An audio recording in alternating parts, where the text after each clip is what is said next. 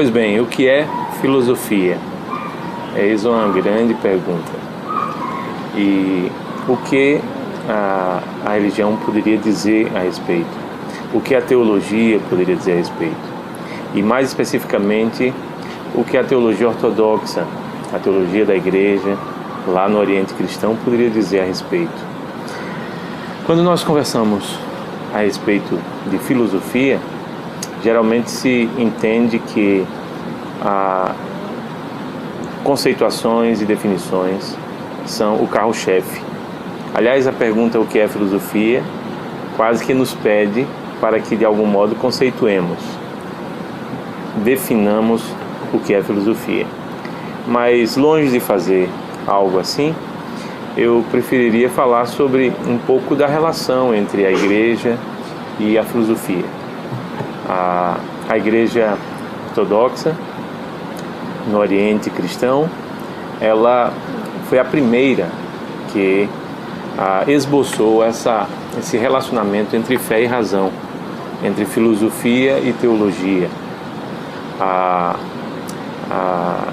Tanto que as igrejas no Ocidente, às vezes, entendem a igreja ortodoxa como tendo realizado uma espécie de helenismo cristão.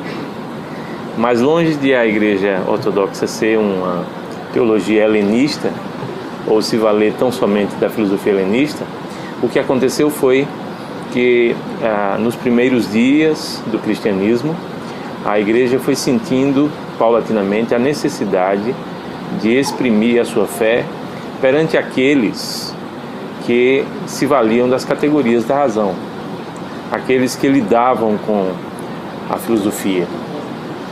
Geralmente pessoas de dentro da igreja ou de fora da igreja faziam perguntas, e essas perguntas terminavam exigindo algum tipo de resposta. A igreja nunca se teve uma relação com a filosofia de buscar nela provas a fim de justificar a fé. Não é bem a plausibilidade da fé que se busca quando a igreja lança mão da filosofia. A grande perspectiva é a de dar respostas àqueles que têm em muita conta a filosofia, aqueles que levam a sério e aprofundam as categorias filosóficas, o saber racional, como uma espécie de condescendência por parte da igreja. Ela procura se valer dessa linguagem, a linguagem filosófica, para dar respostas a essas perguntas que lhes são levantadas. Assim a igreja terminou se valendo daquilo que era o suprassumo, a tecnologia de ponta da filosofia da época, que era o neoplatonismo. Próclus e depois Plotino, eles terminaram esboçando uma corrente filosófica que se tornou majoritária, prevalecente na época, uma corrente que, na verdade, fazia confluir três grandes pensamentos humanos: o pensamento indiano, lá do Oriente, chinês também, não é? O próprio pensamento filosófico grego e o que se estava estabelecendo como pensamento no âmbito do Império Romano naqueles dias. A confluência desses três jeitos de pensar terminou fazendo surgir o neoplatonismo. E alguns teólogos cristãos, alguns padres da igreja, bispos, eles se valeram das categorias neoplatônicas para tentar exprimir um pouco da fé para aqueles que entre estas categorias transitavam. De maneira que, como eu estou tentando sempre enfatizar, a ideia nunca foi de filosofar cristamente falando, uma espécie de filosofia cristã. A ideia sempre foi de usar da linguagem filosófica para exprimir entre aqueles que se valem e transitam em meio a esta linguagem a fé, não é? E aqui no Ocidente é que a filosofia foi se tornando cada vez mais preponderante em nível de teologia. Isso se deu com uma época chamada escolasticismo, quando surge a chamada teologia das escolas. O Oriente Cristão sempre acreditou que a teologia é algo litúrgico. A teologia é orante, essencialmente orante. É ato de adoração a Deus.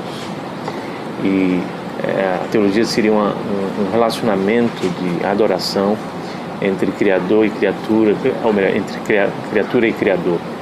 E por isso ela nunca se preocupou ou se ocupou em tornar a teologia filosófica, a teologia escolástica, a reduzir a teologia a uma escola, a uma universidade.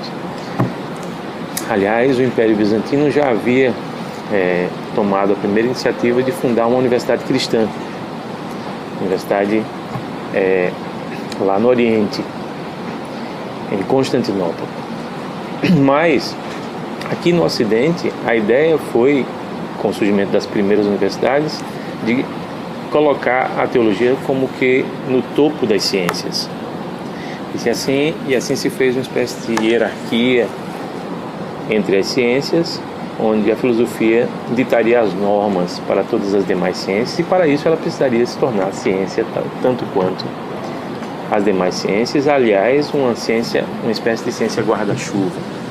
Então, é pela primeira vez na história que aqui no Ocidente cristão a teologia, a fé começa a ser traduzida em nível acadêmico, começa a ser posta no âmbito da escola, da universidade, e nesse objetivo a escolástica então começa a esboçar uma relação cada vez mais próxima entre fé e razão, quase que reduzindo a fé à razão. Isso faz com que a história da teologia no Ocidente tome um rumo completamente diferente da história da teologia lá no Oriente Cristão, porque a fé aqui no Ocidente foi se tornando cada vez mais racional, racionalizada, racionalizável, e é então que esses dois rumos fazem com que a gente vá entendendo como é que a igreja, a fé foi se relacionando com a filosofia, quer no Oriente Cristão, quer no Ocidente Cristão.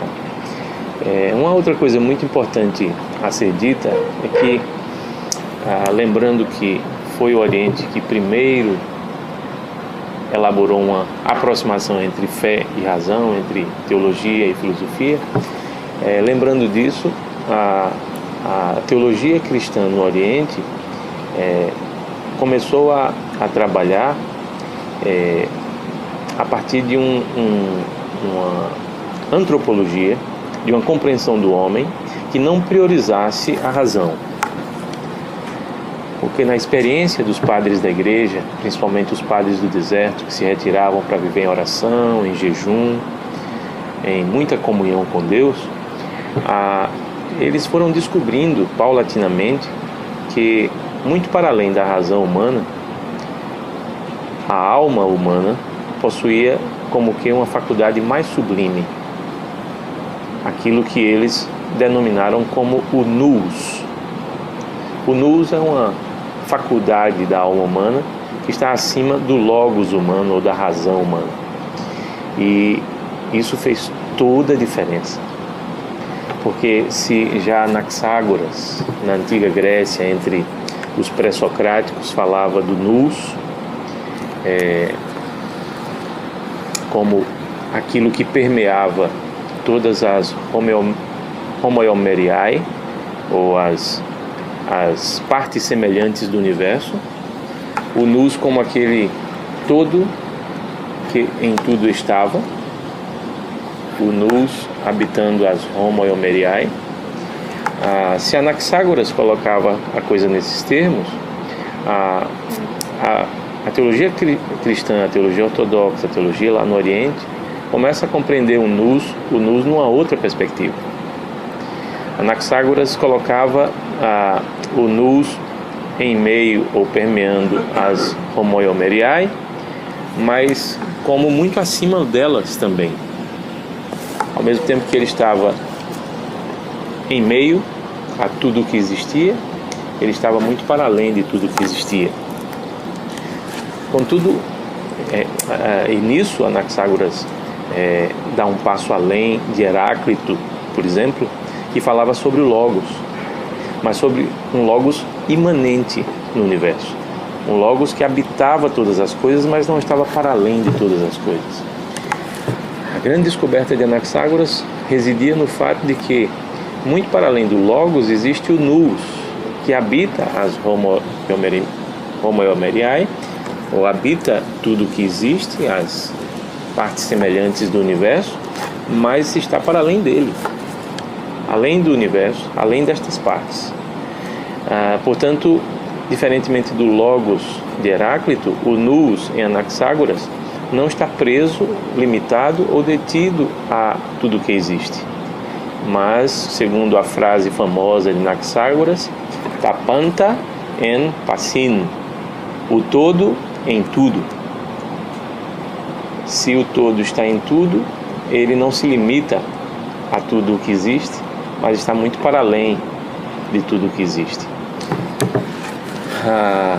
Nessa perspectiva, tanto em Heráclito como em Anaxágoras, a filosofia grega termina como que importando uma espécie de panteísmo procedente lá da Índia. Aquela ideia de um Deus ou de algo, ou de uma força suprema que habitava todas as coisas. Talvez até Anaxágoras tenha dado um passo além no sentido de perceber a transcendência desse ser supremo, dessa mente suprema, ou desse nous, conforme ele denominou. Quando os padres do deserto, do Oriente Cristão, falaram sobre o nous, eles denominaram o nous não como não lendo o nous ou interpretando o nous cosmologicamente, mas antropologicamente. Eles começaram a perceber que o ser humano, na constituição de sua alma, a semelhança da constituição do seu corpo, possui 5 sentidos. Se o corpo possui 5 sentidos, a alma humana também possui 5 sentidos ou 5 faculdades.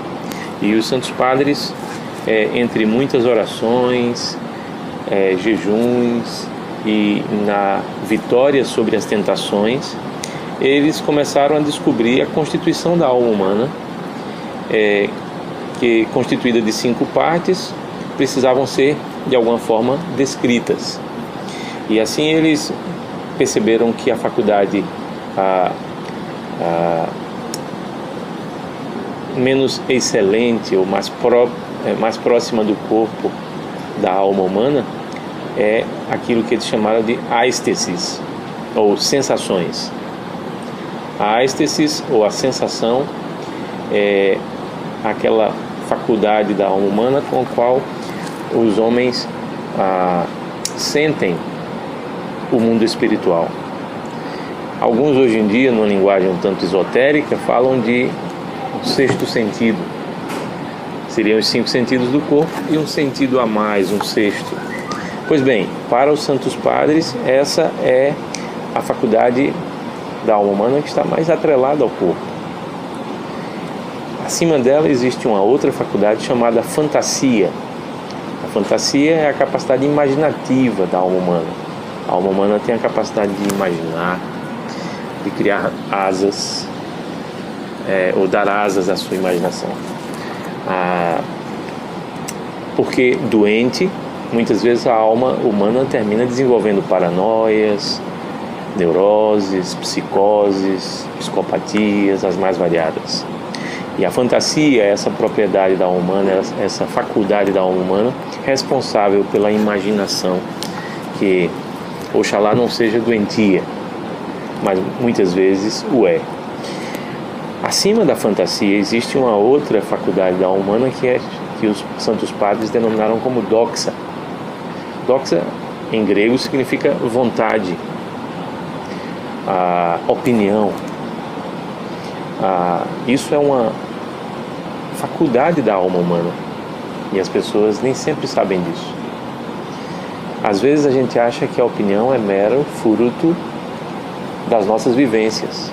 A opinião é apenas resultado e consequência do nosso aprendizado, da criação que tivemos em uma família, ou as opiniões, a nossa vontade é fruto da nossa cultura, ou da cultura em que fomos formados. Mas a nossa opinião, a nossa vontade é uma faculdade da alma. Foi isso que os santos padres descobriram. Além disso, eles perceberam que acima da faculdade volitiva, ou seja, a faculdade da alma humana de exercer vontade, ter opinião, estava uma outra faculdade mais excelente da alma humana, chamada Logos, que pode ser traduzido como razão. E aqui é que para tanto a filosofia como a teologia ocidental.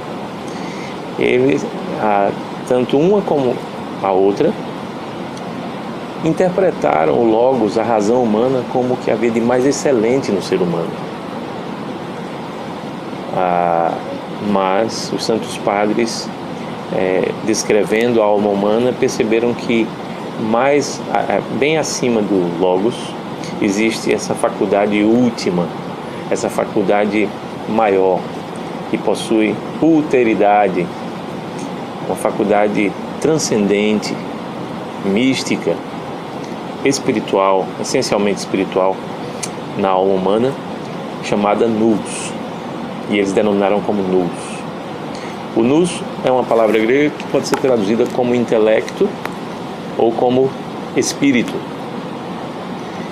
A tendência do Ocidente sempre foi a de traduzir nous como intelecto. E assim, tanto a teologia como a filosofia no Ocidente terminaram confundindo o nous com o Logos. Porque se o Logos é a razão e o nous é o intelecto, razão e intelecto termina um pelo outro. Mas, no Oriente, há sempre a superioridade do nous sobre o Logos, ou seja, do espírito, pois o nous é assim melhor traduzido, o espírito, a superioridade do espírito sobre o raciocínio, sobre a mente, sobre a nossa capacidade de pensar, inclusive pensar o mundo, as circunstâncias, as situações. De maneira que, por isso, o Oriente cristão se distingue.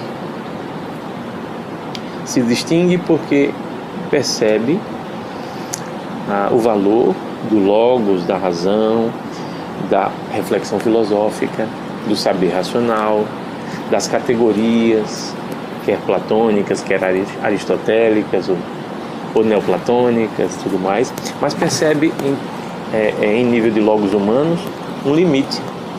O Logos humano, a razão humana, não é o topo, é aquilo que está mais próximo do topo, mas ainda não é o topo.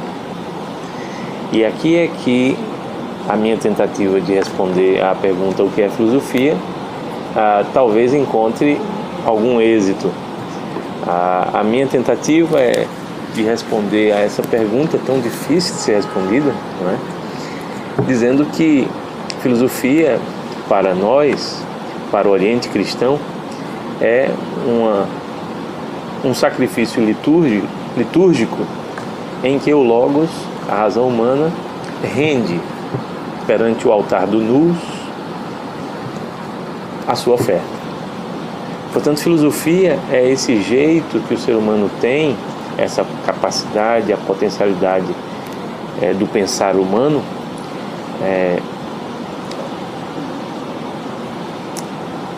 sendo oferecida a Deus, sendo oferecida a uma parte mais elevada do próprio ser humano, onde reside precisamente o relacionamento com Deus. Pois o homem, ele se relaciona com Deus não puramente através da ástesis, através da fantasia, através da doxa, ou não primordialmente através do Logos, mas o homem se relaciona com Deus, com a transcendência, muito para além da imanência, através do nous, esse jardim fechado da alma humana, onde, como que em uma câmara nupcial, Deus e o homem se encontram. Deus se encontra com a alma humana. A alma humana se enamora de Deus. E há como que núpcias eternas ali. De maneira que o esforço da teologia ortodoxa, a teologia da igreja no Oriente, sempre foi a de mostrar a sua necessidade de render-se e fazer a razão transcender a si mesma na busca desse rendimento ao nous, lugar onde o encontro entre Deus e o homem ocorre. Se nós fôssemos fazer uma metáfora, o Logos seria como uma espécie de padre e o nous como uma espécie de altar. Portanto, o trabalho do homem deveria ser a semelhança de um padre perante o altar, oferecer os seus raciocínios, render o seu pensamento à sua parte mais elevada, que no caso é o nous. Ou seja, deixar no altar como sacrifício tudo o que sabe, oferecer no altar como um sacrifício agradável, salutar, tudo aquilo que ele sabe, tudo aquilo que aprende, a fim de que no encontro com Deus, tudo isso seja iluminado pela graça de Deus, pela sabedoria celestial. Uma vez o altar, o nous humano, iluminado, todas as demais partes da alma serão iluminadas. E, consequentemente, o corpo humano também será iluminado. E uma vez o ser humano em sua integralidade iluminado, inevitavelmente ele terá uma relação diferente com a sociedade, com a família, com o trabalho, com absolutamente tudo no universo. São Máximo, o confessor, um dos maiores filósofos que o mundo conheceu, inclusive em muitos livros de história da filosofia, ele consta como um dos pensadores, um dos filósofos a ser estudado.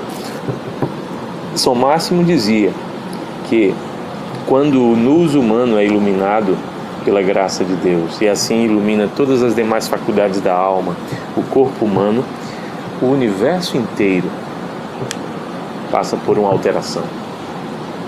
E assim São Máximo percebia o quanto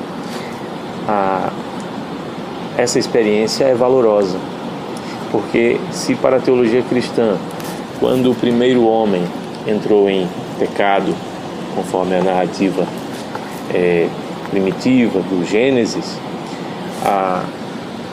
o próprio universo foi maculado pelo pecado humano e as plantas que não tinham espinhos passaram a ter,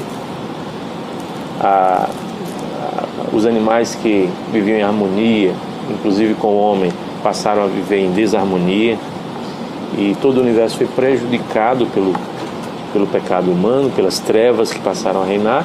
Agora, no oferecimento do nosso pensar perante o nous como altar, é possível uma experiência inversa. É possível o oposto ocorrer, o universo inteiro ser beneficiado.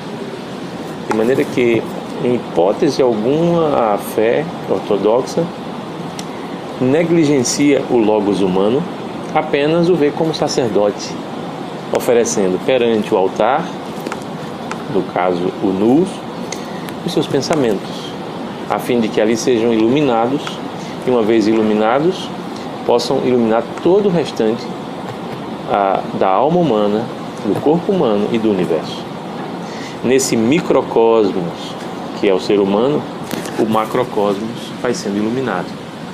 E é impressionante nós percebermos como, uma vez o nous iluminando o logos, a ordem do nosso mundo interior vai sendo restabelecida. O nosso logos, a nossa razão, começa a dominar a nossa vontade. Tantas vezes está desordenada, não sabe para onde ir.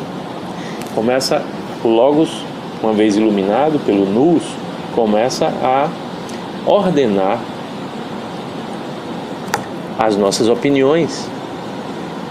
Muito mais do que isso, começa a pôr em ordem a nossa fantasia, a nossa capacidade imaginativa, curando nossas neuroses, nossas psicoses, nossas psicopatias, nossas paranoias. E uma vez o nous iluminando o logos, dominando, que por sua vez domina a vontade e organiza a fantasia, a nossa áistesis, a nossa sensação espiritual vai sendo povoada pelo mundo espiritual verdadeiro e não falso. De maneira que religião em nossos dias tem sido uma espécie de áistesis povoada por tudo o que procede do mundo espiritual, sem a luz do nous, sem a luz do encontro verdadeiro com Deus.